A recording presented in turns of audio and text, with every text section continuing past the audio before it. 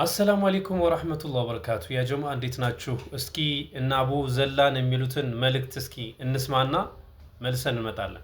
ሐላል ሆም አፕሊኬሽን በማውረድ ሚስት ማግኘት ትችላላችሁ እያሉን ነው እነዚህ ወጣጤ ግለሰቦች። ኢንሻአላህ እኛ አፕሊኬሽን ለመስራት የተገደርንበት እንዲሁም ያሰብንበት ምክንያት በእኛ ስም ብዙ አጭበርባሪዎች ብዙ ፌክ አካውንቶች ስለተከፈቱ እኛን ትክክለኛ አድሬሳችንን እንዲታገኙና ትክክለኛ ሐላል ጥንዳችሁን እንዲታገኙ ነው አፕሊኬሽን የሰራ ነው።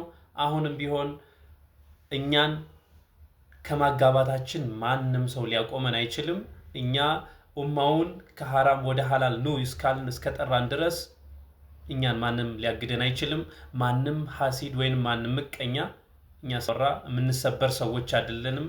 እና አቡ ዘላን ስነ ስርዓት ያዙ ሁላችሁም።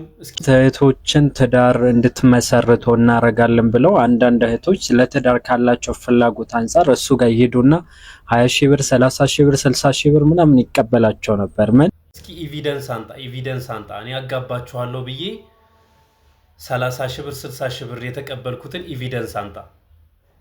ዝም ብሎ ካለ ኤቪደንስ የሰውን ስም ማንሳት ሐራም ነው። በአላህ ተጠየቅበት። አላህን ልንፈራ ይገባል።